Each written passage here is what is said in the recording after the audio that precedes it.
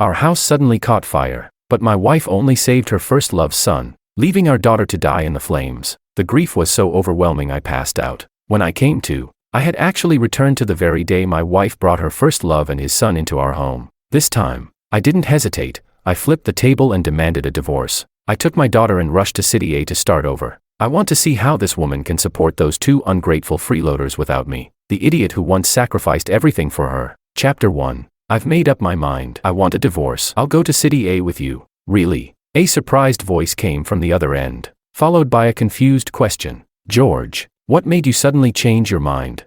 It's nothing. I've just finally seen things clearly. My voice was calm, betraying no emotion. All right, George, I've got the divorce papers ready. I'll come pick you up tomorrow night. After hanging up, I let out a long, deep breath. My eyes slowly drifted to a photo of my daughter. Memories from my past life came flooding in. In my previous life, our home was engulfed in a sudden blaze. I rushed back, nearly mad with panic, trying to charge into the fire. That's when I saw my wife, Maria, and her childhood sweetheart, Makoto, staggering out while carrying his son, Lucas. I frantically asked Maria where our daughter was, only to be shoved aside as she followed Makoto to the hospital without a second glance. In the end, I nearly died dragging our unconscious daughter out from the edge of the inferno. I ran to the hospital like a lunatic, clutching her in my arms, only to be told at the emergency room that all available doctors had been called by Maria to treat Lucas instead. Laughter rang out from Lucas's ward. You've really got to remember to turn off the gas next time. If she hadn't rushed in to save you, you'd be a goner. She's basically your second mom. Thank you, Mommy Maria. Just then, a nurse ran over in a panic. Mr. Wong, your daughter has missed her best window for treatment. You should prepare for the worst. My vision went black, and I lost consciousness. When I woke again, my eyes landed on the old-style calendar in the living room, May 14th, 1998. I had returned to 10 years ago, the very day Makoto, the man who destroyed my family, first stepped into our home. I was shaken, excited, and filled with anticipation. That's when my daughter Alicia ran over and grabbed my hand, looking up at me with teary eyes. Daddy, I'm hungry. I picked up my perfectly safe daughter, eyes brimming with emotion. Okay, Daddy will make you something to eat. This time, I will protect you, no matter what. Soon, I had 4 dishes and a soup ready, and looked at Alicia with a gentle smile. Come on, Daddy will tear you a drumstick. Just as I reached for the chicken, a sharp voice rang out from the doorway. George, put that down. I looked up and saw Maria standing there with Makoto and a little boy. She rushed over and shoved me aside. George, who said you could touch the food first? Alicia was so scared she started hiccuping. I'm sorry, Mommy. I was hungry. So Daddy, even if you're hungry, you hold it in. Were you reincarnated as a starving ghost or something? The guests haven't even sat down, and you're already rushing to eat. No manners at all. I pulled Alicia behind me and stared coldly at Maria. Maria, what's wrong with letting a child have a chicken leg? Do you really have to treat her like that? Maria scoffed, her voice full of disdain. I'm teaching her how to behave. If she grows up without discipline, she'll be just like you, completely useless. My knuckles turned white, and my chest heaved with fury. Makoto stepped in, pretending to be gentle. Maria, she's just a kid. Let it go. Maria quickly put on a smile. Sorry you had to see that. Makoto then removed his sunglasses and arrogantly extended a hand to me. You must be George, right? Nice to meet you. I'm Makoto, Maria's first love. I froze for a second and looked at Maria with a steely gaze. In my heart, I thought, in my previous life, I bent over backwards trying to please her, doing whatever she asked. In the end, that only led to our destruction. Maria, this time, I will not make the same mistake again. At that moment, Maria's face darkened when she saw I didn't react at all. George, why are you just standing there? Don't you have any manners? I curled my lips into a sneer and replied, manners are for people who deserve them. They don't. Makoto awkwardly withdrew his hand and let out a fake sigh of helplessness, though his eyes were full of provocation. Then he added, Maria, looks like George isn't too happy to see us. Maybe we should just leave. I immediately picked up the words with a cold chuckle. Exactly. I don't welcome you. So how about you get out of my house and go back to wherever you crawled from? George, Maria slammed her hand on the table, her voice rising sharply. What's wrong with you? Makoto just got back from the south, and this is how you treat him? I was about to explode when Alicia gently tugged at my sleeve, her little face pale. Daddy, don't be angry. I looked down at her, and the rage in my eyes vanished in an instant. I closed my eyes, swallowed the fury, and softly stroked her hair. Come on, Alicia, let's eat. Maria gave a cold snort and pulled Makoto over to sit down. No manners whatsoever. The guests haven't even sat, and you already took your seat. Everything you do reeks of ignorance and poor upbringing. Hurry up. You've been traveling for hours. You must be tired. Let's eat first. I ignored Maria's snide remarks and focused on watching my daughter eat, feeling a deep sense of relief. There's still time. I can still fix everything. At the table, Maria fawned over Makoto, completely ignoring Alicia and me. Makoto, I've already leased the ballroom in town and started renovating it just the way you wanted. It'll be ready to open soon. Maria, you're too good to me, but that's a lot of money. Don't worry about the money. I took out a loan from the bank by mortgaging the house. Hearing this, I could no longer stay calm. I slammed my chopsticks on the table with a loud crack. Maria, everything in this house was earned through my hard work. What right do you have to make decisions without me? Did I ever agree to this? Maria smirked and gave me a contemptuous glance. Do I need your permission? What else can you do besides labor jobs? This money invested in Makoto's dance hall will definitely make a fortune. What would you know? Maria, are you out of your mind? There are barely any people in this town. Opening a dance hall here is a guaranteed money pit. Otherwise, why would someone be so eager to let you take it over? You're full of crap, Maria snapped. Throwing her chopsticks down, Makoto immediately stepped in, acting all sincere and reassuring. Maria, don't worry, I've done all the research. Ballroom dancing is trending in the big cities, and it'll soon catch on here. As long as we move early, we'll definitely succeed. Maria's eyes lit up as she looked at him with admiration. I knew it. With someone as smart as you leading the way, it's only a matter of time before we make it big. He's just jealous. He's useless himself and can't stand seeing others succeed. I was so angry I actually laughed. Great, great, great, Maria. If you want to jump off a cliff, no one can stop you. But when you can't pay back the loan, don't come crying to me. George, whether I regret it or not is none of your business. Makoto pretended to comfort her by patting her back. Maria, don't get upset because of me and George. It's not worth it. I just can't stand the way he hoards money. Stuck in this dump his whole life. Totally pathetic, Maria said with scornful eyes. Maria, don't you know exactly why I stayed in this town all these years? I stood up suddenly, my voice loud, disappointment and rage mixing in my eyes. 2 years ago. George, are you really not coming with me to City A? The internet boom is a once-in-a-lifetime opportunity. You can't afford to miss it. I looked troubled. I want to go too. It's just, before I could finish, Maria stormed over in a fury. Go where? George, if you dare walk out that door, we're done. I'll divorce you. All I could do was look helplessly at David, forcing a bitter smile. David adjusted his glasses and stood up with regret. George, I won't get involved in your family issues, but if you ever decide to come, just give me a call. No matter how far I get, the second-in-command seat is always yours. Seeing my hesitation, David added, George, don't be shy with me. If it weren't for you dragging me out of that river when we were kids, I'd probably be long dead by now. Chapter 2. At that moment, a flood of harsh curses yanked me back to reality. George, a capable person can earn money anywhere. If you're useless, you're still a piece of trash even if you go abroad. You must have taken the wrong meds today, picking fights one after another. Looks like you're asking for a beating again. Huh. Maria reached out to slap me, but I grabbed her wrist midair and flung it aside with force. Maria, you'd better stop provoking me. Maria's eyes widened in disbelief. George, why you dare fight back against me? Seeing this, Makoto quickly stepped between us to soothe Maria. Come on, Maria. George is still a man after all. Capable or not, you should at least give him a little dignity. Makoto, who do you think you're being all sarcastic with? This is my family's business, not your place to meddle. I shot back with a sneer. George, what the hell is wrong with you today? Makoto's speaking up for you. What kind of attitude is that? I pushed my tongue against the inside of my cheek and let out a scornful laugh, and asked back, do I need him too? Maria was left speechless. At that moment, Lucas tugged on Maria's clothes and asked, Mommy Maria, can we eat now? Maria instantly put on a soft, gentle face. All right, let's eat. We're eating. Smiling sweetly, Maria tore off a chicken drumstick from the soup pot, her face full of doting affection. Here, sweetheart, have a drumstick. Alicia's eyes lit up with excitement and she quickly raised her bowl, moving it forward. But Maria completely ignored her daughter and placed the drumstick right into Lucas's bowl. Alicia's smile froze. She slowly lowered the bowl she was holding, her eyes full of disappointment. Sweetheart, have a taste. This is the only hen in Maria Mommy's house. Saved just for you. No one else gets to eat it. Lucas proudly gnawed on the drumstick and shook his head playfully at Alicia. You're not getting any.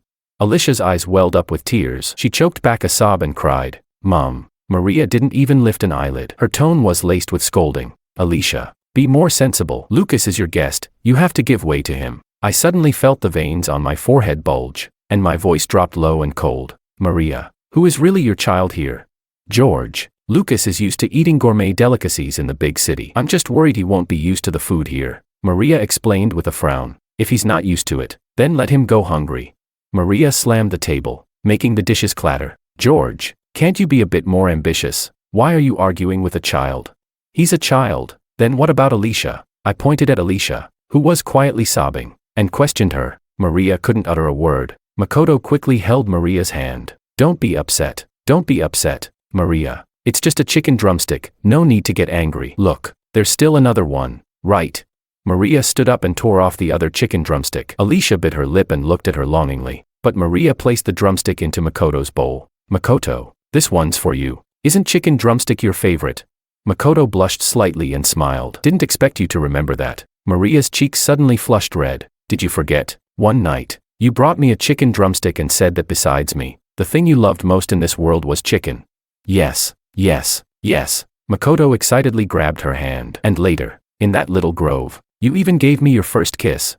Maria gently pushed Makoto away, her eyes glimmering flirtatiously. Oh come on, why are you bringing that up? Makoto seemed to suddenly remember my presence and quickly let go of her hand. Look at me. I got so carried away I forgot George was here too. He looked at me cautiously. George, I didn't mean it like that, please don't take it the wrong way. Maria shot me a disdainful glance, her face full of contempt. What's there to mind? I didn't even know him back then. I ignored them, picking up my chopsticks and continued putting food into my daughter's bowl. Just then, Lucas suddenly tossed his gnawed chicken drumstick at Alicia. Tastes awful, you stingy brat, take it back. Maria quickly rushed to comfort Lucas. Okay, you don't have to eat it. Then she turned around and shoved the saliva-covered chicken leg in front of Alicia. Alicia, there's still some left, go ahead and eat it, don't waste it. Tears of humiliation welled up in Alicia's eyes. Maria, you're telling your daughter to eat his leftovers. But Maria rolled her eyes and picked up the largest shrimp, dropping it into Lucas's bowl. What's with the drama? Eat it or don't. Here, Lucas, have this. Crash. I couldn't take it anymore. Furious, I stood up and flipped the table, dishes shattered all over the floor. Eat. I'll let you eat. George, have you lost your mind? Maria staggered back, her high heels stepping into the spilled soup, disbelief filling her eyes. I've lost my mind. I raised the chicken. I cooked the food. And my daughter can't even have a drumstick, she has to scavenge for someone else's leftovers. Maria, what do you think this is, a charity meal for beggars? If that's how it is, then no one's eating anything.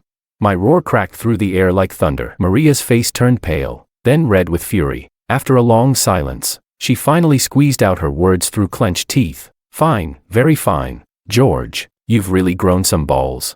With that, she yanked Lucas's hand. Lucas, we're leaving. Mommy Maria will take you to eat fried chicken.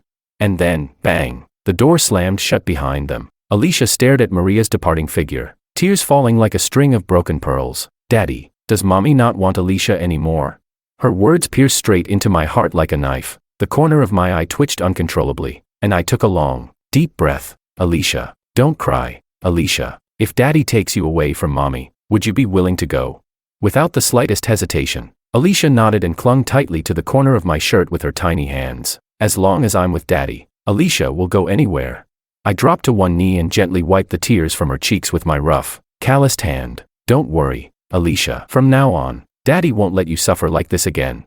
As I spoke, I turned my head coldly toward the door, my eyes sharp and icy. In my heart, I thought, I never wanted Alicia to grow up without a mother, but I never expected you wouldn't even spare her a shred of motherly love.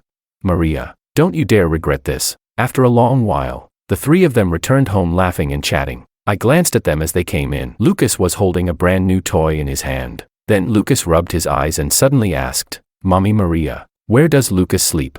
Be a good boy, Lucas. You'll sleep in your little sister's room for now. Maria spoke softly and casually pointed toward Alicia's bedroom. Lucas made a face at Alicia, then swaggered off toward the room. Alicia abruptly looked up, her eyes full of grievance as she turned to Maria. Mommy, what about Daddy and me?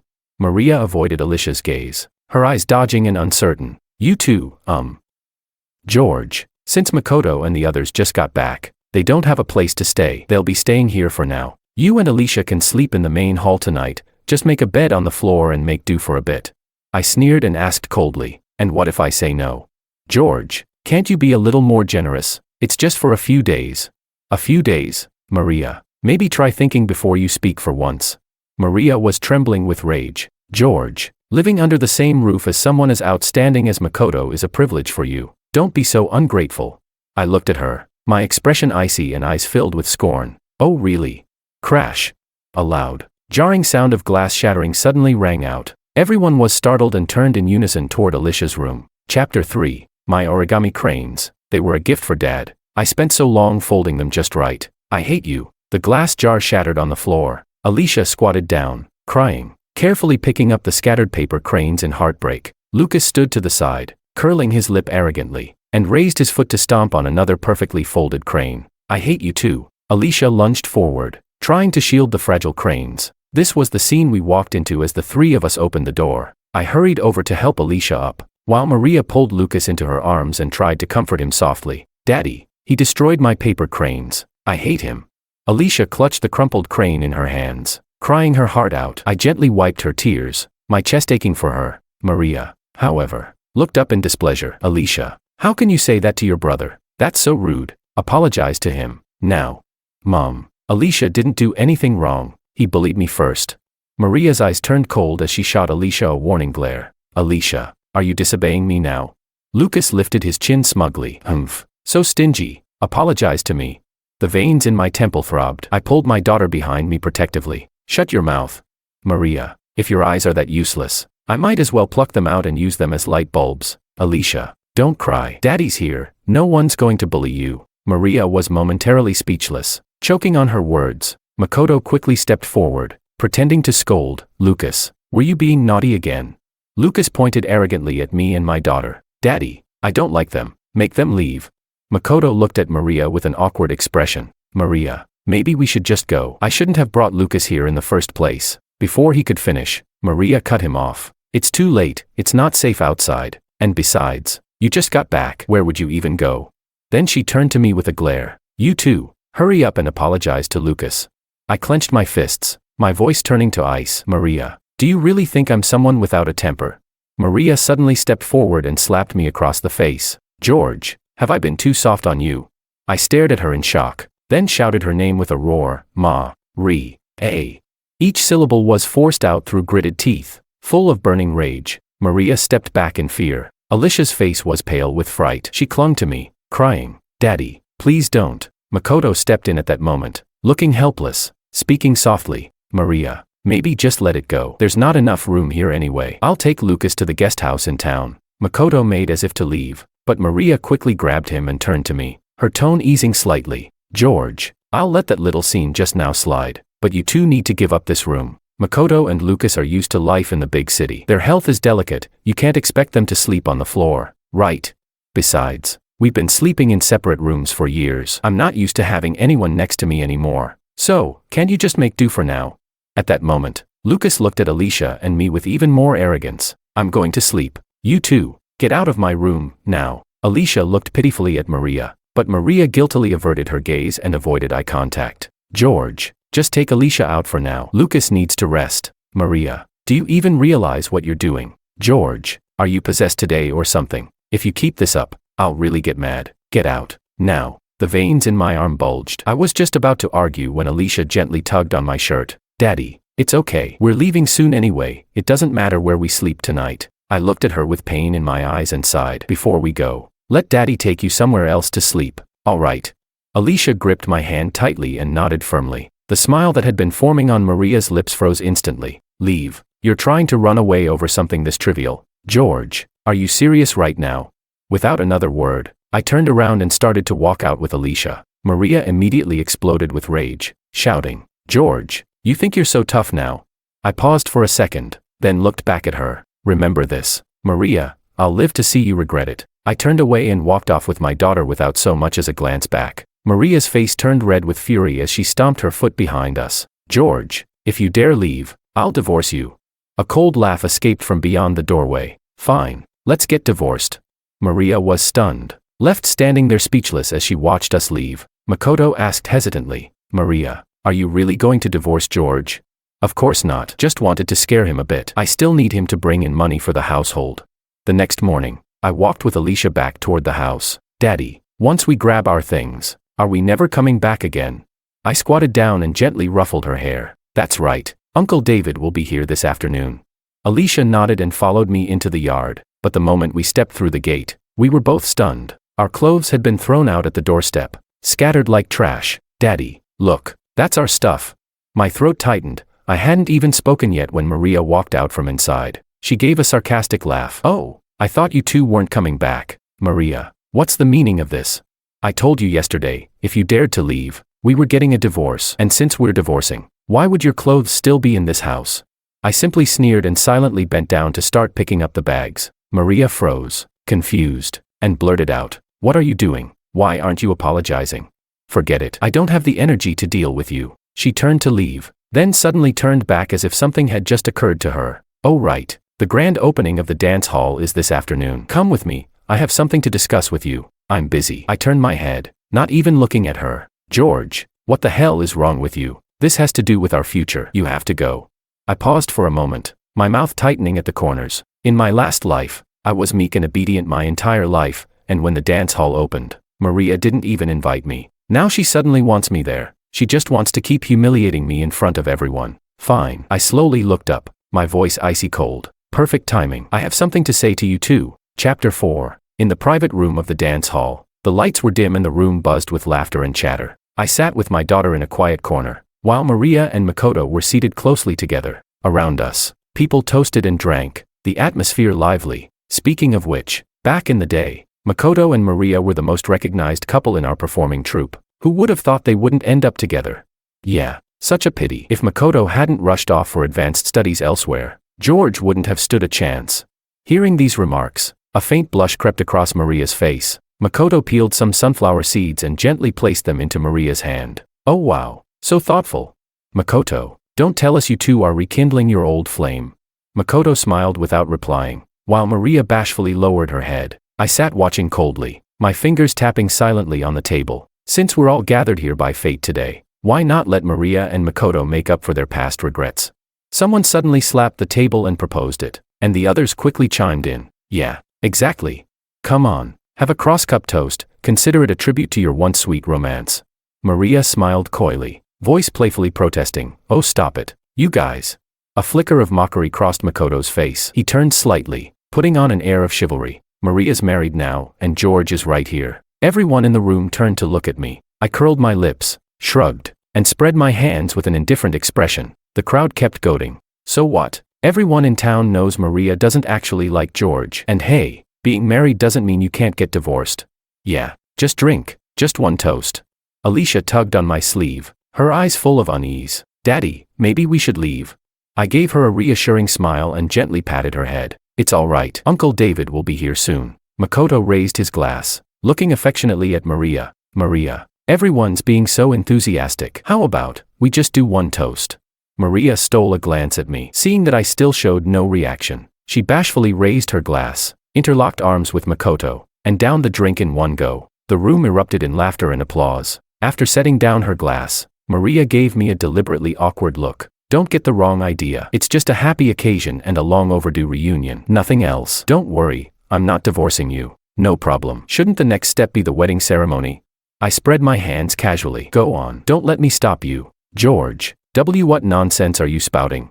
Maria looked flustered and quickly averted her eyes. "Yeah, George, come on. They were just teasing. Don't take it seriously. Here, let me toast to you instead." Makoto jumped in to smooth things over, flashing a fake smile. I quickly raised my hand to block him. Makoto's smile froze awkwardly on his face. At that moment, some of Makoto's lackeys spoke up. "George, Makoto invited you to the grand opening of his dance hall. That was a show of respect. Don't act so ungrateful."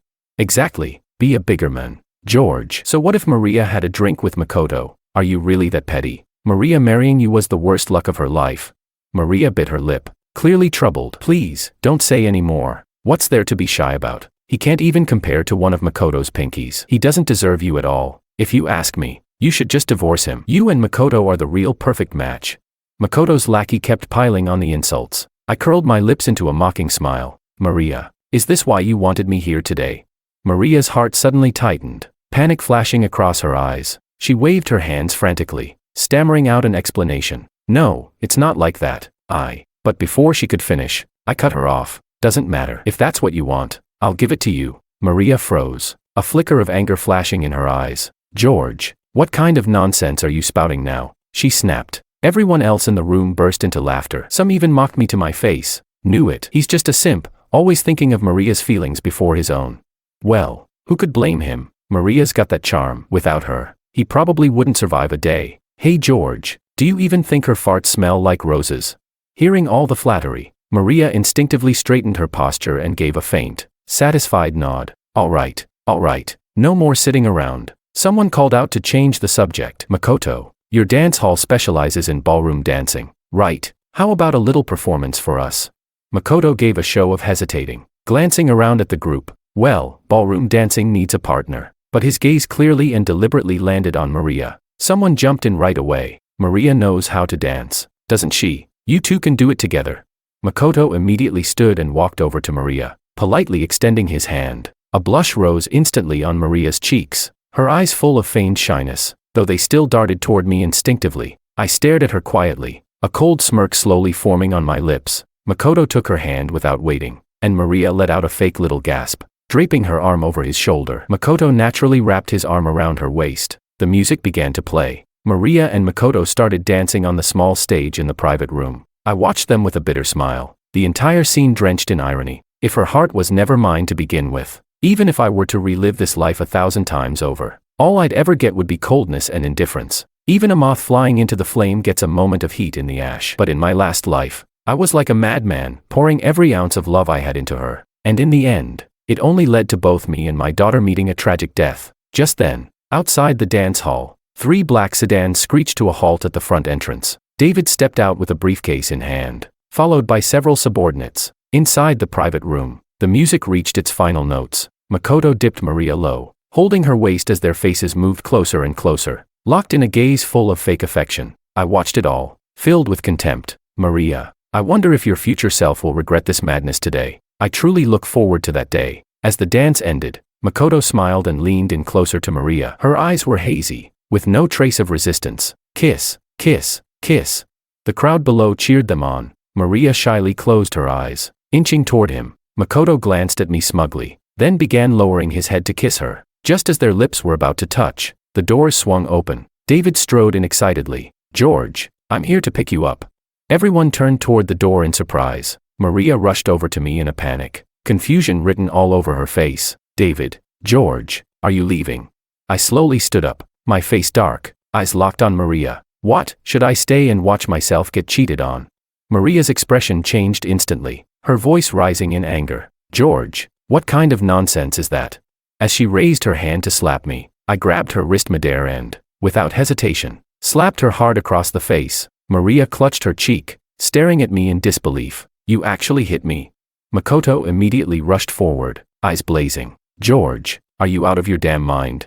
I glared at him and let out a cold laugh, then slapped him too, hard. I warned you, don't mess with me. My voice wasn't loud, but it carried an authority no one dared challenge. Makoto staggered back several steps, eyes meeting mine, brimming with rage and shame. Clutching his face, he shrank away like a coward. I scoffed at his pathetic look and sighed lightly. Then I turned around, grabbed the divorce papers from David's hand, and threw them against Maria's chest. Sign it. Let's end this cleanly. Chapter 5. Maria stared at the divorce papers, her pupils contracting in shock, face filled with disbelief. She grabbed my arm tightly. This is what you wanted to tell me? You want a divorce? Before I could answer, Maria's girlfriend started laughing from the sidelines. You, divorce Maria? Come on, everyone here knows you're Maria's diehard simp. Who do you think you're fooling? Exactly. A simp should know his place. You think dragging a few people over here to put on a little show is gonna help you save face? Hearing that, Maria let go of my arm. She straightened her back, lifted her chin, and seemed to regain her confidence. George, you've really disappointed me. All this drama just to cling to your pathetic pride, and you even dragged David into it. She scoffed, rolled up the divorce agreement, and hurled it at me. Respect is earned, not staged. Playing mind games only makes me sick. I laughed angrily, shaking my head as I bent down to pick up the papers. Then I handed them back to her, eyes icy cold. Maria, are you blind? The divorce papers are right in front of you, and you call this acting? I don't have time for this nonsense. Sign it already. Let's end this and go our separate ways. Maria smacked the papers aside and roared with fury. George, don't you dare push your luck. I shot her a sidelong glance and replied coolly. I'm pushing my luck? Maria, From the moment you brought Makoto and his son into our home, from the moment you started being cruel and petty toward Alicia, you should have known this day would come. Maria's face turned ghostly pale. Her tone suddenly softened. George, can you stop being so old-fashioned? Everything I did, it was for Alicia, for this family. Oh really? Letting Alicia eat leftovers was, for her own good. Flirting with Makoto right in front of me, that was, for the family. Maria, do you actually believe your own lies? I no longer held back. Right here, in front of everyone, I tore off her mask. Maria, clearly guilty, avoided my gaze. Embarrassment spreading across her face, she stammered. I waved her off, visibly impatient. Enough. I don't have time to listen to your excuses. Are you signing this or not? Maria's lips twitched, frozen in place, unable to answer. At that moment, Makoto stepped forward and, unbelievably, tried to threaten me. George, this is the grand opening of my dance hall. For my sake, don't cause a scene. Or else what? Makoto, who the hell are you to think your name means anything to me? The neon lights of the dance hall flickered, casting a harsh glow on my sharp profile. Makoto's face twisted with frustration, but facing my glare, he fell silent and backed away again. Maria, stop wasting time. I held out the papers again, but she smacked them out of my hand with force. George, will you knock it off already? Can't you see where we are? There are people watching. Just because you don't care about saving face doesn't mean I don't. Her face flushed with rage. She suddenly turned and shouted toward the corner. Alicia, take your father home. Don't let him keep humiliating us here. Alicia clung tightly to my clothes, looking timidly at Maria, but then, summoning all her courage, she lifted her little face and shouted back, I won't. Daddy isn't humiliating us, Mommy is. Maria's brow furrowed so tightly that her perfectly drawn eyebrows looked ready to shoot upward. Alicia, even you dare talk back to me. If I don't teach you a lesson today, I'm not your mother. As she lunged at our daughter, hands outstretched, I kicked her aside with a swift motion, shielding Alicia behind me with care. The room instantly fell dead silent. Maria gripped the wine table in pain, her red-painted nails dragging a screech across the tablecloth. George, you've really grown bold lately. Now you dare lay hands on me. First you bring people to cause trouble at Makoto's dance hall, then you try to threaten me with a childish stunt like divorce. I've tolerated you again and again. Did you really think I wouldn't turn on you? At that moment, David stepped out from the shadows with a cold, contemptuous snort. George, why waste your breath on trash like her? God knows how much Alicia's suffered all these years. I sighed softly and rubbed my brow with resignation. Sorry you had to see this. I spoiled her for far too long. She won't get the chance anymore. Maria's rage exploded. She charged forward and slapped me hard across the face. Oh, so now I'm the one who mistreated you. Huh, George? You want a divorce? Fine, I'll grant your wish. She snatched the divorce papers and scribbled her signature, then slapped them hard against my chest. George, don't you dare regret this. I gave the papers a cold glance, then calmly took my daughter's hand and walked out the door. Makoto hurried forward, sidling up to Maria with a faux concerned voice. Maria, did you really go through with it? George must have just acted out in a moment of anger. Maria looped her arm through his and casually brushed aside a stray lock of hair near her forehead. She replied with a sneer. Makoto, you're just too kind. I'm not really divorcing him. Signing was just to give him a way to save face. After he cools off at home, he'll realize what a mistake he made and come crawling back to apologize. Hearing that, Makoto let out a deep sigh of relief. A smug look soon spread across his face. Meanwhile, the private room filled once again with noise and laughter, as if nothing had happened. Chapter 6. Outside the dance hall, David patted me on the shoulder. Congratulations, George. You'll never have to live under her thumb again. I let out a long breath, the heaviness between my brows finally lifting. Yeah, I can finally do what I want, without holding back. From now on, all my time goes to my career, and to my daughter. David gave me a mysterious wink. Don't be so sure. On this trip to City A, I've got a surprise prepared for you too. You may not be that free with your time. Uncle David, what kind of surprise? Is it for me too?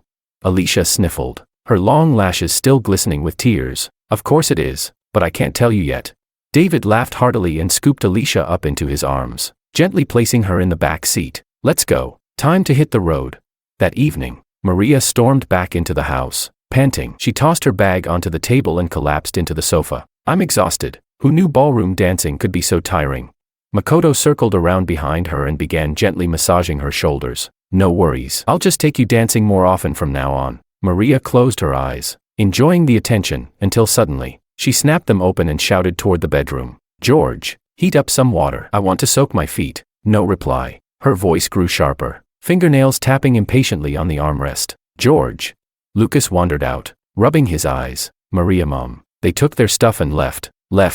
Maria jumped to her feet and hurried to the bedroom. Half the wardrobe was empty. The framed photo on the vanity was gone. Even Alicia's little teddy bear had disappeared. Everything that belonged to George and Alicia was gone. Maria stood frozen in shock, her fingers gripping the doorframe tightly. Makoto hesitated for a second before stepping forward, putting on a concerned face as he gently comforted her. It's okay. You still have me and Lucas, don't you? Don't worry, Maria, I'll make sure you're happy. Meanwhile, in a sleek downtown office, David and a group of company executives were flipping through my project proposal. This proposal is way ahead of its time. From diversified business layouts to e-commerce, mobile internet, AI technology, I've never even heard of some of this stuff. So all this time you've been secretly building an empire back in your hometown.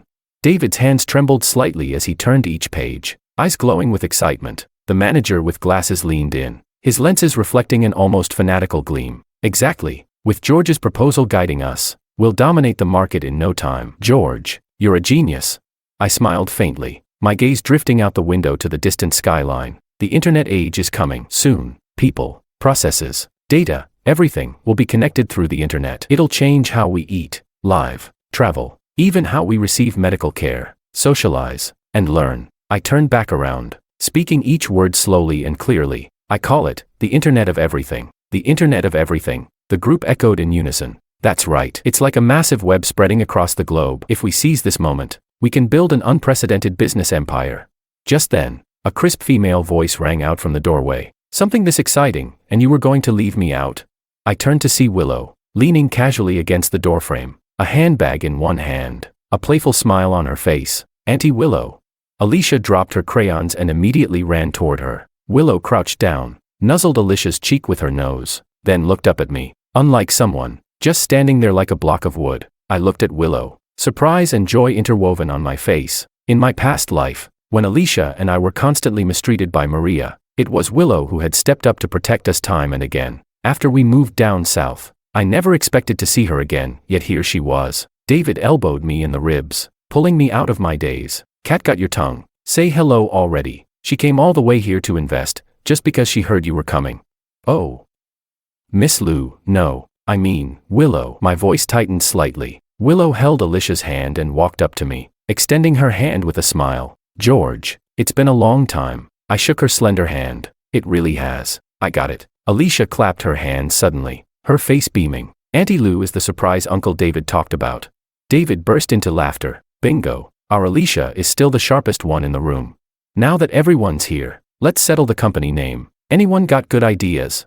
Willow looked down and asked the little girl in her arms. Alicia, do you want to help too? Alicia tilted her head in thought, then her eyes lit up. Auntie Willow, I thought of penguins. Penguins? David instantly perked up. I actually really like that animal, loyal and united. What do you think, George? I looked into my daughter's hopeful eyes, then into Willow's smiling ones. I nodded with solemn agreement. Sounds great. Let's call it Penguin Tech. 1 week later, Maria stood in the kitchen, disheveled and greasy-haired, frantically scraping wilted, yellowing vegetables onto a plate. On the dining table sat a few shriveled multigrain buns, looking pitiful and unappetizing. Makoto, Lucas, breakfast is ready, she shouted hoarsely toward the bedroom. Makoto stretched and yawned, strolling out lazily. Lucas followed behind, eyes still bleary, and kicked away a stool that blocked his path. So noisy, Lucas grumbled as he plopped into his seat. Can't you stop waking me up so early? Maria's smile froze instantly. She forced a twitch at the corner of her mouth. Sorry, Lucas. Mommy was just, you're not my mom. Lucas scowled and cut her off without a shred of politeness. Maria froze, her hand still hanging in midair. Makoto quickly put on a show of scolding. Lucas, is that how you talk to your mom? It's fine, it's fine. Maria forced out a smile, quickly picking up a bun and handing it to Lucas. He's just a kid, he didn't mean it. Come on, eat up. But Lucas smacked the bun to the floor and shouted. I don't want pig food, I want meat, I want meat. Makoto sighed, feigning frustration. Maria, Lucas is still growing. You can't feed him stuff with no nutrition. Why don't you go buy some meat? Maria lowered her head, her fingers unconsciously twisting the edge of her apron. She spoke softly. Makoto, all the money George left behind was spent by you and Lucas. There's nothing left to buy meat with. Ever since I left, Makoto had been borrowing money from her nearly every day, for Lucas's toys. or for new equipment at the dance hall. The savings account had been drained dry. Each time, Makoto had made grand promises. Once the income from the dance hall starts coming in, I'll pay you back. But now, Maria, what's that supposed to mean? We spent all the money. If you don't want us living here, just say it. Makoto's face darkened, and he threw his chopsticks hard onto the table. Maria snapped out of her daze, panicking. And no, I didn't mean it like that. It's just, there really isn't any money left at home. Can't you save a bit from the dance hall's earnings for daily expenses? Makoto frowned, his tone growing impatient. The dance hall's broke too. There's barely any foot traffic. Expenses are still outweighing income. Maria's expression shifted to one of shock. She stammered, but didn't you say, we'd be making big money soon? How come? Before she could finish, Makoto's face had turned from pale to livid. So now you're blaming me, Maria. What the hell's wrong with you lately? Forget it. Eat your lousy food yourself. Lucas, let's go. Makoto grabbed Lucas, who was still yelling, and stormed out. The door slammed shut with a bang, rattling the picture frame on the wall. Maria sat motionless at the table, her eyes suddenly reddening. Her gaze fell on the bun that had rolled onto the floor. When George was here, I never had to worry about food or chores. Alicia never shouted at me. And yet, back then, she always slept in until noon. When she woke up, she'd see George in the courtyard doing laundry. When he saw her, he'd look up with a warm smile. Wife's up. I left the food in the pot for you. Still warm. Go eat after you freshen up. She always greeted him with a frown, unleashing all her morning crankiness on him. Scrub the shoes after you're done. Also, I've been craving fish lately. Make it for lunch. Okay, whatever my queen says. George would always agree cheerfully, smiling as he obeyed her every unreasonable request. At night, while she watched TV on the couch, George would sit quietly beside her, shelling sunflower seeds. Alicia would crouch on the floor, helping wash her feet, but she always complained Alicia was clumsy, and the moment anything displeased her, she'd scold with a sharp, piercing voice. Now, those memories pierced her heart like knives. Tears dripped onto the tabletop as she stared at the oil-stained apron on her chest. She whispered, George, I'm not mad at you anymore. Where did you and Alicia go? Chapter 7. At that moment, I was fully focused on the screen, typing away, completely absorbed in my code. Daddy, Auntie Lou is back with food. Alicia skipped into the room, her braids bouncing with every step. Willow leaned against the doorframe, holding a takeout bag. George, you've got to eat, even when you're working. As I reached out to take the food, I caught sight of a faint scar on her wrist. That scar, she got it in my past life, trying to protect Alicia from Maria's claws. Thanks. My voice came out a little hoarse. Willow smiled softly as she turned. A few strands of her hair brushed against the back of my hand, leaving behind a gentle scent of jasmine. 2 years later, I paced nervously in my office, anxiety and anticipation written all over my face. Willow sat in front of the computer, glancing now and then at her watch, a trace of worry in her eyes. It's done. The door burst open and David charged in, panting. I raised my trembling hand, holding high the certificate bearing the bright red stamp of approval. I stared at the thin sheet of paper as my Adam's apple moved visibly. Willow stepped forward quickly, gently running her fingertips over the embossed seal. This is amazing. I can't believe it went through so smoothly. David grabbed a water cup from the table, took several big gulps, and exhaled heavily as he set it down. From founding to going public, it only took 2 years. This caught the attention of the whole stock exchange. It's all thanks to Chairman Wang's planning. Otherwise, who knows how many detours we'd have taken. I shook my head, my voice warm but firm. Come on, don't say that. This was a team effort. Everyone made it happen together. David chuckled, then suddenly seemed to remember something. He pulled out a stack of gold-embossed invitations from his pocket. Right, XD Chamber of Commerce in South Province sent several formal invites. They want you to give a talk on investment strategies. They say it's important for regional development. George, interested? I took one of the invitations and studied it for a moment before nodding thoughtfully. I wouldn't say I'm qualified to teach, but if I can contribute something to my hometown's growth, that's more than worth it. Perfect. I won't be able to go myself though. Miss Liu, I'll leave the honor of accompanying Chairman Wang to you. David gave a teasing wink. Willow's earlobes turned coral pink, but she coolly slipped the invitation into her handbag. The next morning, I boarded a flight to South Province with Willow and Alicia. Right after landing and settling into the guest lodge, Willow grabbed my wrist. George, you're South Province's featured investment expert now. You can't be seen looking like that. Come on, I'm picking out your outfit. I glanced down awkwardly at my simple shirt and slacks, but before I could object, Alicia clutched my fingers, her round eyes sparkling like honey. Daddy, just listen to Auntie Lou, okay? I smiled with resignation. All right, you win. When we arrived at the mall, Willow beamed and rushed into a men's clothing store. Beside me, Alicia tugged at my sleeve and whispered, "Daddy, Auntie Lou is so nice. I wish she were my mom."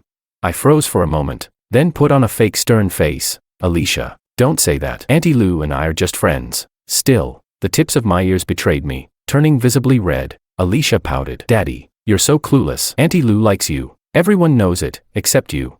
I couldn't help but laugh. I pinched her cheek gently. "Alicia, say that again and no meat for you tonight." Alicia quickly covered her mouth, but her eyes curved into mischievous little crescent moons. The corners of my mouth lifted unconsciously as I gently tapped my daughter's nose with my fingertip. "You little glutton. Daddy was teasing you. It's your birthday today. Let's go pick out the biggest cake." Alicia bounced up onto her tiptoes, gripping my hand tightly in excitement. But just as we turned, our smiles froze on our faces. "Maria." "Mom." Maria stood right in front of us, arm linked with Makoto's. Her face shifted from surprise to anger in an instant. "George, so you finally decided to show up? Do you have any idea how I—" "Maria, we're divorced. Whatever's going on with you now, it has nothing to do with me." My voice was firm, unyielding. Maria stiffened, her lips trembling slightly. "I know when you handed me the divorce papers, you were just trying to save face. I let you have that. Even if you were just jealous or throwing a tantrum. Hasn't 2 years been enough?" Her tone was tinged with grievance, like she was the one who had been wronged. I let out a cold chuckle, the look in my eyes turning sharper. "Maria, your biggest problem is thinking the world revolves around you." With that, I turned and took Alicia's hand, ready to leave. "George, don't you dare walk away," Maria yelled, fuming. Makoto immediately wrapped his arm around her shoulder, giving me a smug, taunting look. "What's the rush, George? Maria told me you've been down south chasing your dreams. Judging by the way you look now, I guess that didn't go too well." "Sure, there's money in the south, but not just any nobody can grab it." I paused, amusement flashing in my eyes. "Oh, then what about you? You came crawling back. What happened? Even the dogs wouldn't take you in." My voice was quiet, but every word landed like a nail. Makoto's face turned the color of rust. Maria snapped like a cat whose tail had just been stomped. "George, it's been 2 years and you still look like mud that can't stick to a wall." Her tone was full of disdain, as if the man in front of her was still the same pathetic pushover she used to control. Alicia pouted and protested unhappily. "You're the mud. My dad is really awesome now." Childish words. Yes, but they hit Maria like a slap. "Alicia, is that any way to talk to your mother? Ever since you left me, you've completely lost your manners. And to think I used to worry I was too strict, turns out, I wasn't strict enough." I let out a sarcastic snort and cut her off. "All right, drop the fake righteousness. Oh, by the way, how's your dance hall? Should be circling the drain by now, right?" Makoto exploded. He jabbed a finger at my nose, shouting furiously, "George, don't spout nonsense. Every business has ups and downs. Even if it did go under, I'm still better than a loser who couldn't even keep his wife." I raised an eyebrow, lips curling into a mocking grin. "Is that so? Well then, cheers to your everlasting love, and may your dance halls open in every little village across the country." Makoto was momentarily stunned into silence, then quickly tilted his chin upward arrogantly. "George, cut the sarcasm. A temporary setback is no big deal. Let me be real with you. We're here to attend the expert investment seminar. Today, I'll be learning the most elite financial strategies." I raised an eyebrow, my voice laced with irony. "You too, at a seminar like that?" Maria clung proudly to Makoto's arm. Makoto's brother-in-law is a leader in the Chamber of Commerce. Attending a lecture is just a word from him. "But what about you? Why are you here? Don't tell me, you're stalking me." Alicia lifted her little face and declared proudly, "My dad and I are attending the seminar too." Makoto blinked, then burst into uncontrollable laughter. "George, you'll tell any lie to a kid, won't you? You, a loser like you, at this seminar?" I opened my mouth to speak, but Maria waved impatiently and cut me off. "George, since you finally bothered to show your face again, I'll let bygones be bygones. After things settle down, I'll have Makoto arrange a doorman job for you at the dance hall. Be useful for once, and maybe I'll even let you move back home." Her condescending tone was laughable. I waved her off immediately. "No thanks, Maria. You two should worry more about repaying your loans and figuring out how to lose less money. Let's go, Alicia." Maria trembled with rage, shouting at my back, "George, don't you dare regret this." After I left with Alicia, Makoto escorted Maria back to her guesthouse room. Then he turned toward the stairwell, pulling out his phone. 10 minutes later, a group of thugs gathered at the guesthouse entrance. "Makoto, what's the rush? What's going on?" Makoto's voice was cold and dark. "George is back." One thug spat on the ground and growled. "Hell no, he really dared come back. I never forgot the slap he gave you at the dance hall 2 years ago. Makoto kicked him hard. You dumbass, gotta bring that up. That bastard actually humiliated me in front of Maria today. If I don't break his legs, I'll never sleep again. Meanwhile, I was walking hand in hand with a cheerful, bouncing Alicia on our way to the cake shop. Behind us, Makoto and his gang silently tailed us. Suddenly, George, stop right there.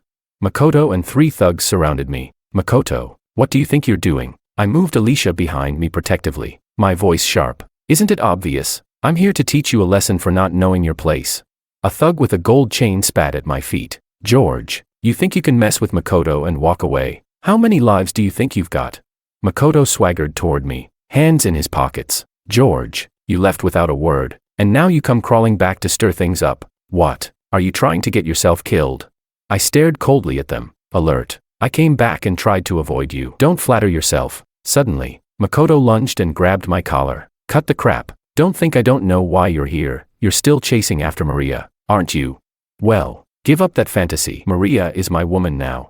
I'm divorced from Maria. I have zero interest in your pathetic drama. Now move. Chapter 8. I turned, grabbing Alicia's hand, ready to leave, but Makoto suddenly shoved me from behind. Alicia stumbled and nearly fell. I caught her just in time. Makoto spat on the ground and kept pressing forward. Get on your knees right now and lick my shoes. Maybe then I'll let you leave. Otherwise, I'll snap your damn legs.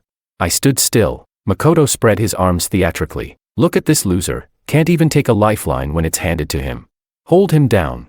The thugs rushed in and slammed down on my shoulders, pinning me where I stood. Alicia leapt forward, biting one of the thugs on the arm. Let go of my daddy. Let him go. You little brat, you wanna die. Makoto grabbed Alicia by the collar, lifting her off the ground as her legs kicked in the air. My eyes burned with rage. Makoto, put my daughter down, or I swear to God, I'll rip you apart.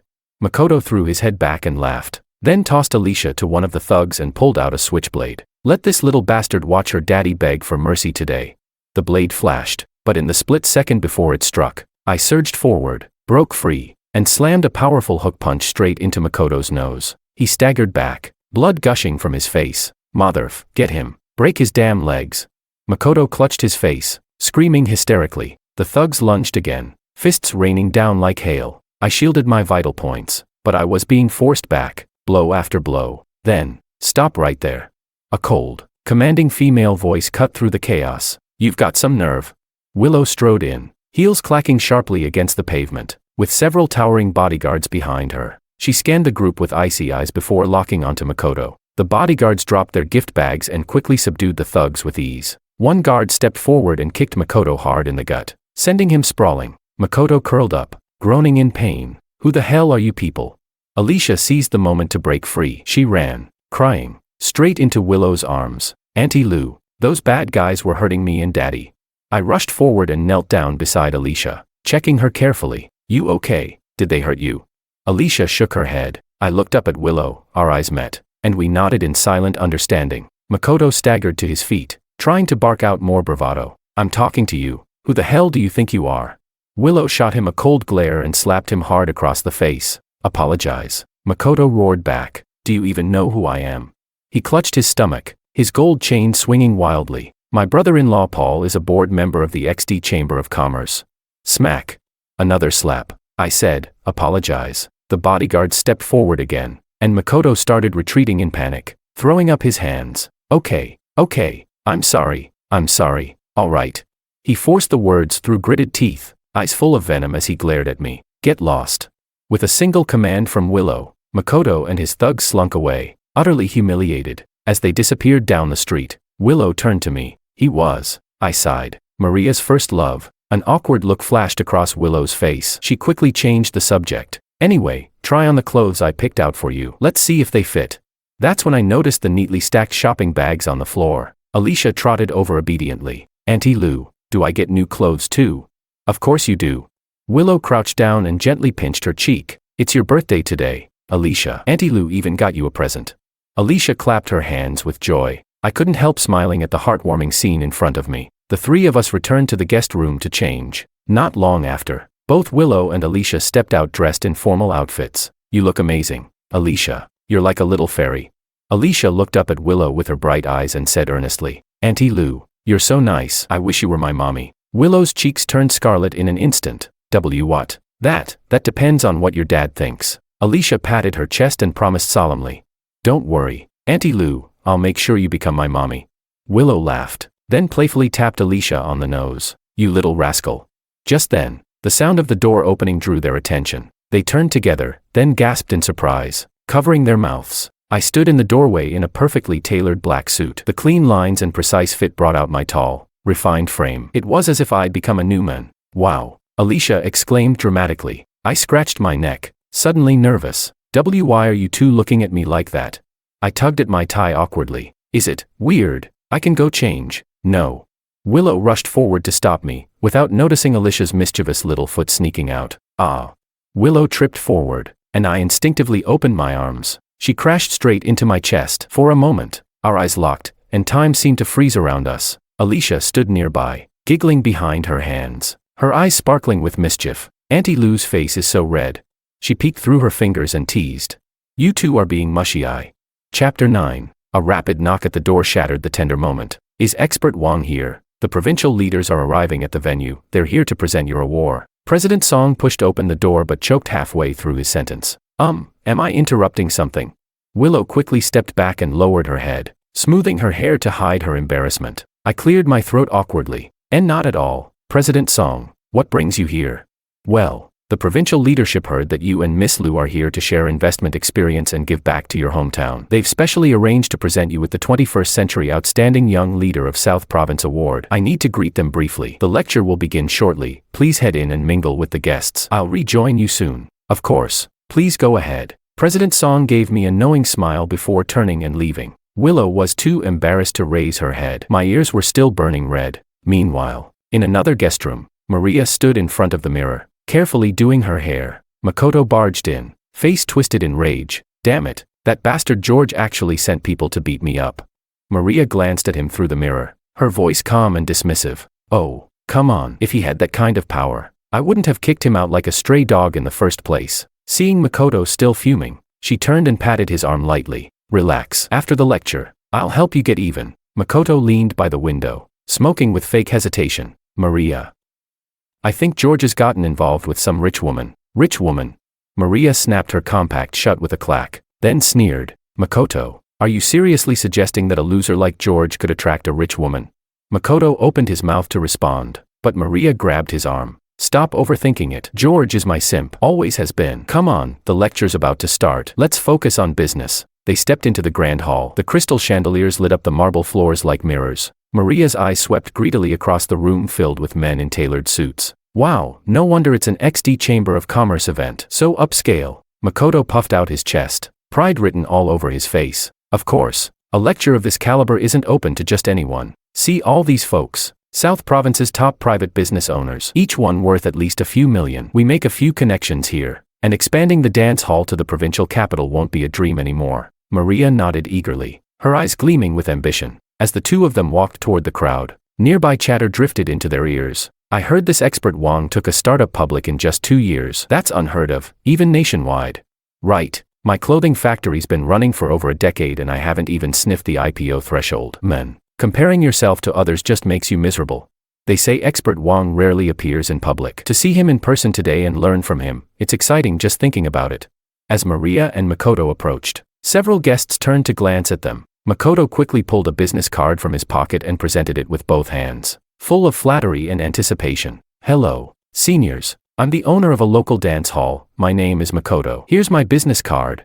The surrounding guests looked at him with thinly veiled disdain. Maria quickly stepped forward to smooth things over. We're indeed just small-time business owners, but thanks to the help of Mr. Paul Kim from the XD Chamber, we were lucky enough to attend today and meet all of you. We hope to learn from you. Makoto eagerly added, Yes, Director Kim is my brother-in-law. The moment the name, Director Kim, was mentioned, the crowd's attitude shifted instantly. Smiles bloomed as greetings were exchanged. Just then, a stir rippled through the entrance of the hall. Willow and I walked in, hand in hand with a beautifully dressed Alicia between us. The three of us had a striking presence, and all eyes immediately turned our way. Makoto's face changed in an instant. He tugged at Maria's sleeve. Maria, do you believe me now? George, dressed like that, there's no way he could afford such a suit on his own. Look at him, acting all high and mighty. He's clearly being kept by some rich woman. Maria's expression darkened. She clicked across the floor in high heels and stormed up to us. George, what are you doing here? Get out. I frowned at her. And what does that have to do with you? Guests around us began to gather curiously. Makoto stepped in with smug arrogance. Maria and I are at least legitimate business owners, a part of the private enterprise circle here today. What are you doing here? Came to broaden your horizons with your sugar mommy. George, no offense, but even if you snuck in, you probably wouldn't understand a single word of the lecture. Don't waste your time. I gave a cold laugh. And you dare call yourself a private entrepreneur?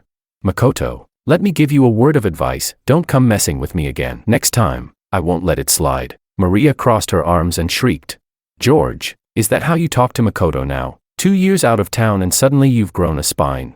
Then she turned her eyes on Willow, scanning her up and down with jealousy. And why are you with her? What's your relationship? Maria, don't you think you're being a bit too nosy? I replied coldly. Too nosy? George, I'm your wife. The room erupted in murmurs. Wait, what? He brought a woman and a kid, but she says she's his wife. Men, the world's really gone downhill. People began whispering and pointing at us. Maria clenched the strap of her purse, her blood-red nails digging into the leather. George, I'm your wife, and now you bring our daughter and this woman to a seminar, and I'm not even allowed to ask about it. Willow's eyes narrowed. She took a step forward and said coldly. MS, Maria, you'd better watch your mouth. Oh, did I say anything wrong? Maria sneered, the eyeliner around her eyes warping with rage. What? You can do it but can't handle hearing about it. Willow, George is my man. Alicia is my daughter. You've got the nerve to tag along with them, and I'm calling you a homewrecker, which is being too kind. Willow clenched her fists so tightly her knuckles turned white, but she forced herself to hold back. I stepped forward without hesitation, placing Willow behind me protectively. Maria, how many times do I have to say this? We're divorced. Who I'm with and what I do is none of your business. And as for Willow, she's my friend, so show some damn respect. You. How could you take her side? She's just a homewrecker. Maria's face twisted with fury. She suddenly grabbed Alicia by the shoulders. Alicia, tell mommy, when did this fox start seducing your father? You're not allowed to talk about Auntie Lou like that. Alicia snapped, glaring at her. Maria's breath caught in her throat, and she screamed. I'm your mother, Alicia. Even you are taking her side now. Tears welled up in Alicia's eyes. You're not my mom. You never loved me. I hate you. Maria's face contorted for a split second, then locked eyes with Willow, her voice laced with venom. Well played, Willow. In just 2 years, you not only stole my men, but even turned my daughter against me. Do you enjoy tearing other people's families apart? Willow curled her lips into a mocking smile. MS, Maria, George and I have a clean conscience. And if Alicia isn't on your side, maybe you should take a good, hard look at yourself. Maria's breathing grew heavy, but she still spat her words out stubbornly. What tricks did you use? I would never seduce someone else's husband like you. Sensing the rising tension, Makoto tugged at Maria's arm. Maria, what's going on here? You two know each other. Know each other? Maria's eyes blazed with hatred. This woman, Willow, she used to visit my house all the time 5 years ago. At first I thought she was just a nosy do-gooder. Turns out, she had her eyes on George all along. I remembered that night. It was pouring rain. Maria had kicked Alicia and me out of the house, all because I'd used my wages to buy our daughter her first new coat in 2 years. Willow, passing by, had held an umbrella over us, only to be met with Maria's hysterical curses. And now, under the public spotlight, Maria still hissed at me. You'd better explain exactly what kind of relationship you and Willow have. Otherwise, I'll never forgive you.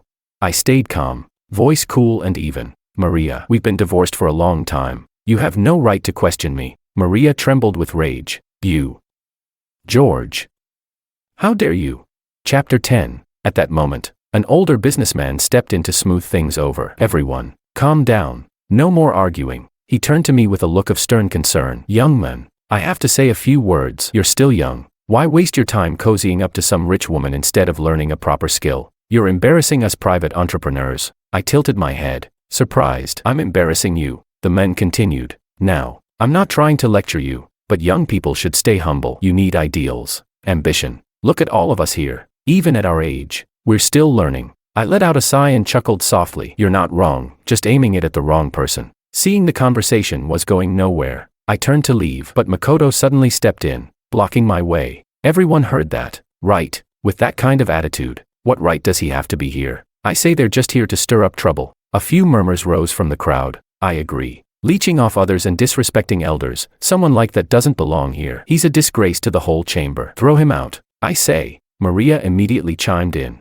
Exactly. This is a lecture by the esteemed Mr. Wang. Not just anyone should be allowed to attend. She turned to me, her tone haughty. George, I won't hold what just happened against you, but Makoto and I have serious business to attend to. We don't have time to play house with you. Leave now. I stared at her silently for a moment, then let a cold smile tug at the corners of my lips. And if I say no, smack. A sharp slap rang out. Red marks immediately bloomed on my cheek. I turned my head, the anger in my eyes barely contained. Daddy. Alicia ran over sobbing, her little hand trembling as she reached for my swollen cheek. In a flash, Willow stepped between us, eyes gleaming with fury. Maria, have you lost your mind? Maria scoffed and raised her chin defiantly. He's shameless and pushy. Are we supposed to just stand by and watch you disrupt Mr. Wang's lecture? Suddenly, Alicia charged forward and shoved Maria with all her might. Don't you dare bully my daddy. Maria stumbled back, her heels screeching against the marble floor. Alicia, you dare lay a hand on me now? You ungrateful brat, after all I did for you. Tears spilled from Alicia's eyes. You never did anything for me. Daddy took care of me. You never cared, never looked after me. You don't deserve to be my mom. Maria's pupils contracted. She pointed a trembling finger at Willow. It's you. You poisoned her against me. Enough. My voice rang with fury. Maria, ask yourself, what have you ever done for Alicia? I advanced step by step, my tone sharp. Have you ever cooked her a meal, bought her clothes, celebrated even one birthday with her? Maria looked evasive. I was busy playing mahjong, busy shopping. The only child you ever cared about was Makoto's son. If you'd shown Alicia even half the care you gave that boy, she wouldn't have left without the slightest regret. She's right. You're selfish, Maria. You don't deserve to be her mother. The crowd began whispering and casting judgmental glances that pricked Maria's back like needles. What do you know? She screamed hysterically. I'm strict with her for her own good. For her own good, I sneered. Then what about Makoto's son? You buy him the latest sneakers. Take him to Disneyland. That's what you call for her own good. Sensing the tension, Makoto quickly jumped in. George, your own daughter isn't likable. Why are you blaming Maria? My gaze turned cold, and I slapped him across the face. Makoto clutched his cheek, staring at me in disbelief. You ***king dare hit me. Do you even know who I am? My tone was icy. Do you know who I am? Just then, the crowd suddenly parted. Chairman Kim stormed over with 2 security guards, and Makoto ran toward him like he'd seen a savior. Brother-in-law, this guy hit me on your turf. Chairman Kim gave me an arrogant once-over. Kid, who the hell are you? Why have I never seen you before? I was about to speak when he cut me off. Enough. Who you are doesn't matter. Today's seminar affects the entire South Province's investment direction, and the future of every private entrepreneur here. You dare cause trouble here? Are you trying to ruin the South Province? Drag him out. The security guards stepped forward to seize me, but Willow's cold voice cut through. What are you doing? Let him go. You're Chairman Kim, right? You've got some nerve. These people might not know who we are, but you, as a business council chair, you don't know either. Chairman Kim looked at Willow with complete disdain. Why should I know? I, Paul Kim, may not know every industry heavyweight, but most of the top private entrepreneurs in South Province are my friends. On my turf, I'm somebody. I don't bother remembering every random lowlife who shows up. Makoto hurried to add, brother-in-law, this woman's just some nouveau riche heiress, and that guy's her boy toy. I don't know how they snuck in. Just get them out before they ruin our welcome for expert Wang. Chairman Kim looked at me in disgust. Boy toy, and you're this young, already running around doing shady crap. Take your sugar mama and get the hell out. Slap. Willow's palm landed hard on his face, the crisp sound silencing the whole venue. You bitch, you dare hit me. Chairman Kim roared, covering his face. Security, what are you waiting for? Lock them up in the security office. I'd like to see who dares. Willow's voice was sharp and commanding, her piercing gaze freezing the guards in place. She looked at Chairman Kim with contempt. Blind idiot. If it weren't out of respect for Chairman Song, you wouldn't even qualify to meet George. Listen up, George is the Strategic Investment Director of Penguin Tech. He's the investment expert personally invited by Chairman Song. How dare you try to kick him out? What? George is the investment expert. Maria and Makoto gasped in unison. At this moment, murmurs began spreading through the crowd. No wonder, they don't look like ordinary people. And when I first arrived, I think I saw Chairman Song talking to them. This is going to be good. Looks like Chairman Kim just picked the wrong fight this time. Chairman Kim stood in the middle of the crowd, brows tightly furrowed, his eyes shifting between Willow and me as if weighing his options. Makoto anxiously ran to Kim's side. Brother-in-law, don't listen to that bitch. This guy has nothing to do with expert Wang except sharing the same last name. Paul took a deep breath, suppressing his irritation, and asked in a low voice, Miss, You claim George is expert Wong, do you have any proof of that? Willow's gaze was sharp as a blade as she stared him down. How ridiculous. It was your chairman Song who practically begged us to come and share investment strategies. Now you want me to prove our identities. Chairman Kim, if Jordan finds out this is how you handle things, what do you think he'll do to you? You, don't try to intimidate me with big names. Kim snapped. You think I don't know how capable this George really is, brother-in-law? Makoto was practically jumping in frustration, the veins on his forehead bulging. Paul's face darkened. He waved a hand to cut him off. Enough. Can you calm down for once? But brother-in-law, why are you siding with them? This George is a nobody. If we don't kick them out now, once the real expert Wong arrives, how are we going to explain this mess? Smack.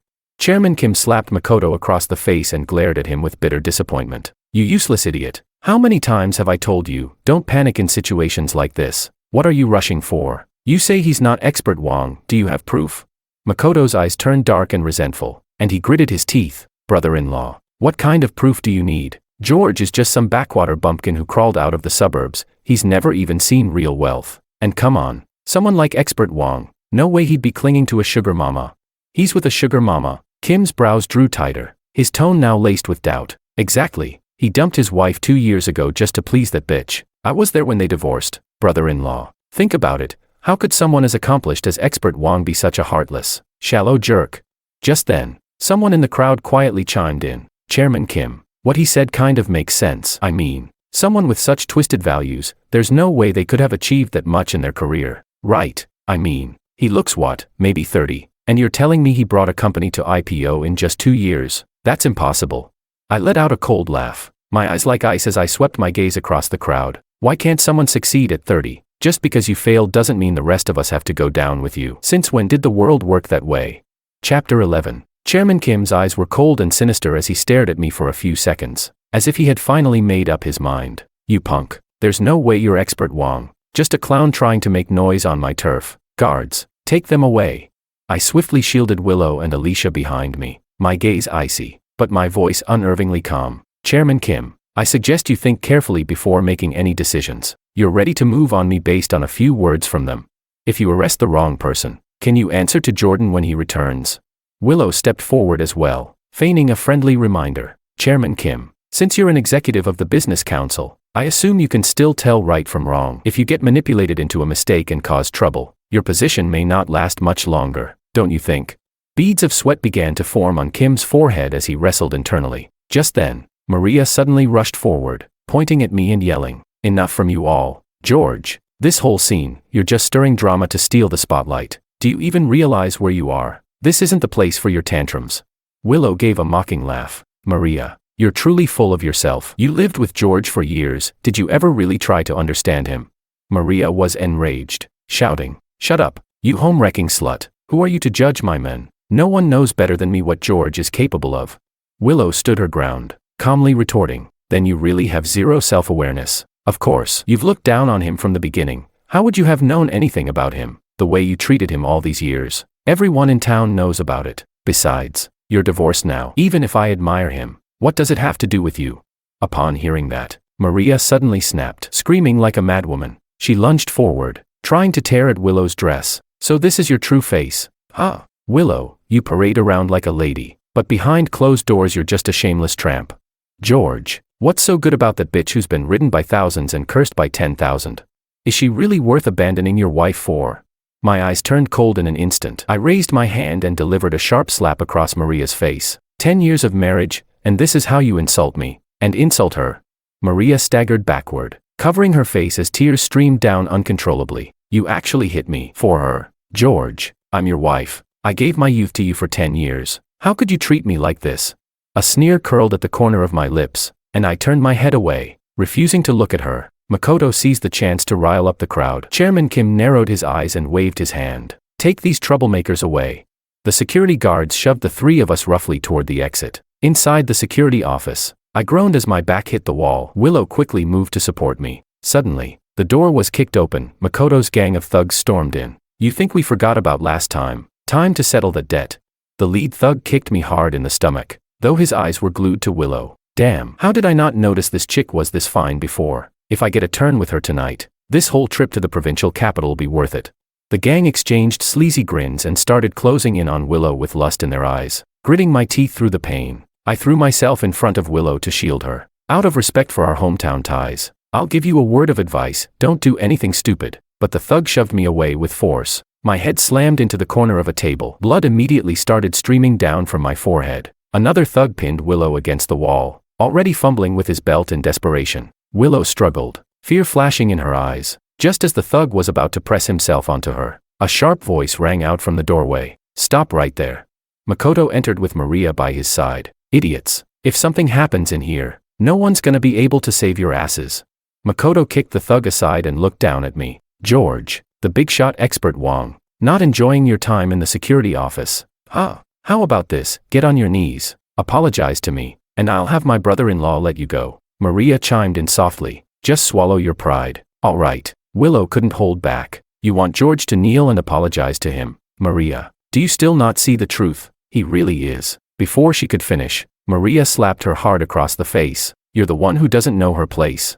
Calling him George like you two are lovers, how sweet. You filthy tramp, dressing like some classy woman, but all you know is how to seduce men. You were born to be trash. She raised her hand to strike again, but I grabbed her wrist in midair. George, you can't even protect yourself and you still want to play the hero for this slut. You want to protect her so badly, then I'll make sure you watch as I ruin her. Maria's eyes burned with hatred as she glared at Willow. She suddenly snatched Makoto's glass. Let's see if boiling water can melt that pretty little face of yours. I clenched her wrist tightly. You're insane. I want to destroy her. Ignoring my warning, Maria flung the cup of scalding water straight at Willow. Chapter 12. At that moment, a commotion erupted at the entrance of the auditorium. Chairman Song strode in with provincial officials at his side. Paul rushed forward in panic. Chairman, you're finally back. This must be the legendary expert Wong, such an extraordinary presence. Paul, this is a provincial leader, mind your place. And isn't expert Wong supposed to be in the auditorium? What are all of you doing out here? Chairman Kim stumbled backward, nearly falling as his voice trembled. In the auditorium. Then, that George is expert Wong. Paul, what kind of stunt are you pulling? Paul's knees went weak. Chairman, expert Wong. He's in the security office. Chairman Song's pupils contracted, rage overtaking him. You locked up expert Wong.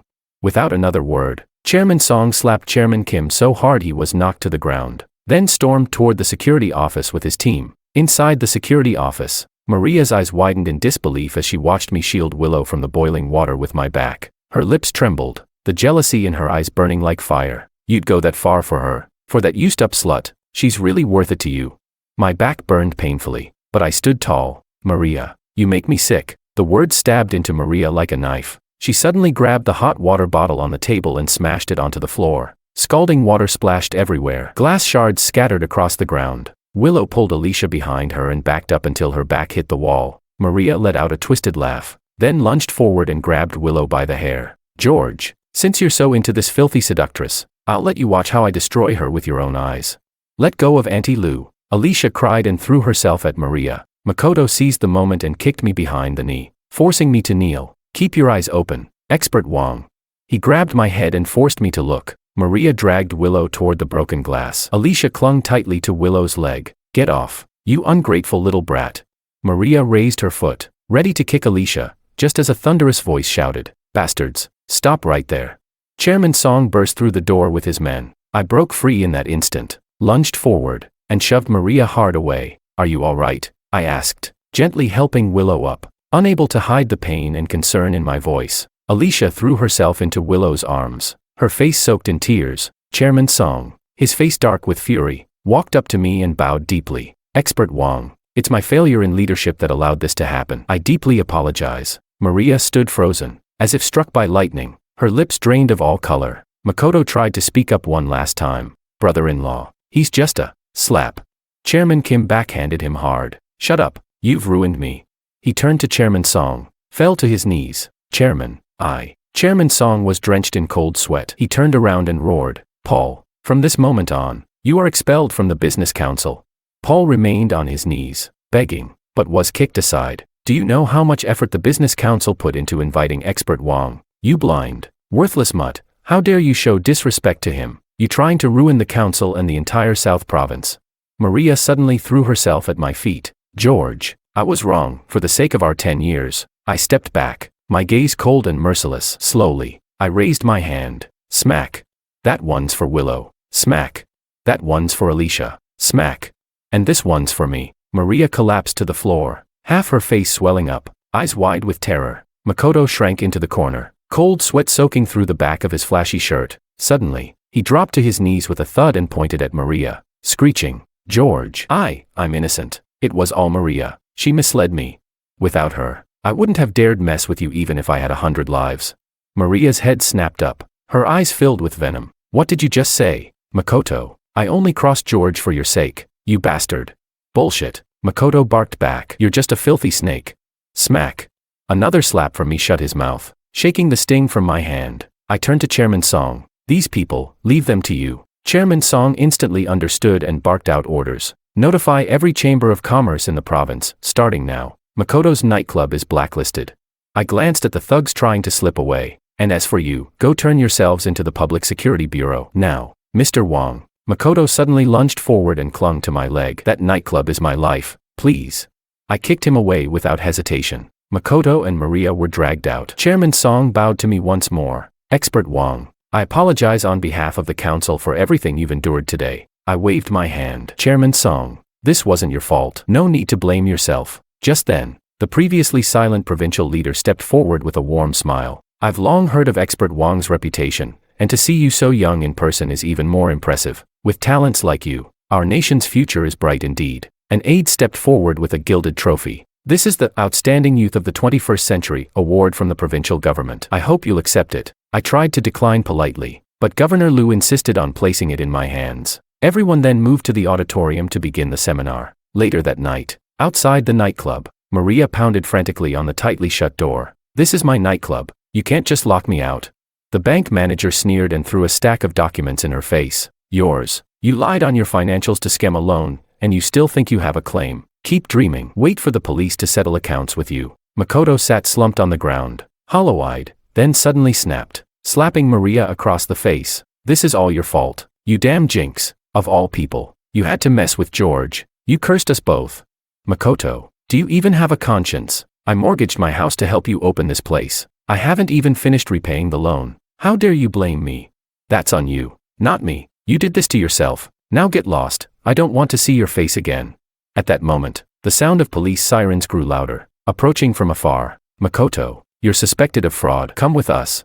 As the cold handcuffs clicked shut around Makoto's wrists, Maria collapsed to the ground, and on the giant advertising screen of a distant skyscraper, the image of me giving a speech was playing, its dazzling light so bright she couldn't open her eyes. Chapter 13. The next day, I pushed open the old wooden door of my family home, holding the property deed in hand. Willow followed behind, gently holding Alicia's hand. "It's been 2 years since I was last here." I ran my fingers along the familiar grain of the doorframe, overcome with emotion. Thanks to the help of the officials, after everything that happened, the house my father left behind is finally back in my name. Willow stood quietly by my side, a soft, gentle smile on her face. Just then, Alicia looked up earnestly and said, "Auntie Lou, this is your home now too." She blinked mischievously, like, forever kind of home. Before Willow could respond, the courtyard gate suddenly burst open. Maria stumbled in, disheveled and frantic. Her clothes were a mess, but when her eyes locked onto mine, a crazed glint lit up in them. "Honey, I knew you wouldn't stay mad at me. I knew you still love me." I yanked my arm free from Maria's grip. "What are you doing here? This is our home." Her voice was pleading, but the moment she saw Willow, her expression turned cold and venomous. "What's she doing here?" Willow stepped forward, her tone laced with sarcasm. "Maria, have you already forgotten? You illegally mortgaged George's family home without his permission. What's it to you?" Maria shrieked. She turned back to me, her voice instantly soft and sweet. "Honey, I know I was wrong. Can't we start over?" "Start over? So you can keep mistreating Alicia, or maybe look for another chance to hand over everything I own to Makoto." Suddenly, Maria dropped to her knees, sobbing uncontrollably. "I have nothing left now. The nightclub's shut down. The house is being auctioned off. Even Makoto is." She clung tightly to the hem of my pants. For the sake of our 10 years of marriage, I bent down and pried her fingers off me, one by one. "Maria, it's been 10 years. Have you ever once cared about this home, about us?" Maria opened her mouth, but no words came out. "Get out," I roared, turning away from her, not sparing a second glance. Maria, her face streaked with tears, slowly walked out. The courtyard fell silent once more. Alicia ran up and grabbed my hand. Daddy, don't be mad, it's my birthday today. Willow smiled and gently ruffled Alicia's hair. How about we head inside? It's Alicia's birthday, I'll cook a few dishes, and we'll celebrate properly. Yay, cake time, Alicia cheered, pulling both of us toward the house. Candlelight flickered warmly inside, illuminating 3 smiling faces. With her hands clasped together, Alicia whispered, I wish Auntie Lou could be my mommy, and I hope Daddy can be a little braver. My ears turned bright red, and the fork in my hand clattered onto the plate. Willow lowered her head, stirring her tea, the tips of her ears tinged pink. Daddy, hurry up and say something. Alicia stomped her foot anxiously. You clearly like Auntie Lou. You even sneak peeks at her photos in the middle of the night. Willow, I stammered, palms sweaty, until I finally looked up, only to meet Willow's smiling eyes. I accept. Her voice was sincere, and her fingertips quietly rested on the back of my hand. Alicia squealed with delight and stacked our hands together. This is amazing. Auntie Lou is my mommy now. Daddy, Mommy, from now on, we'll be together forever. 1 year later, Maria, wrapped in a tattered cotton coat, rummaged through a trash bin for food. Suddenly, a familiar burst of laughter echoed nearby. She looked up abruptly and saw me holding Alicia's hand. My other hand intertwined with Willow's. Alicia wore a pink puffer jacket, her cheeks rosy as she looked up, chatting away, making Willow laugh so hard she bent at the waist. Maria instinctively reached out, but the moment I turned my head, she quickly ducked and used her greasy, messy hair to cover her face. Daddy, that beggar's staring at you. My eyes briefly passed over the pile of trash. Then I calmly adjusted Alicia's hat. Don't know her. Let's go. The setting sun stretched our 3 shadows long across the pavement. Maria turned her face away, tears falling like rain.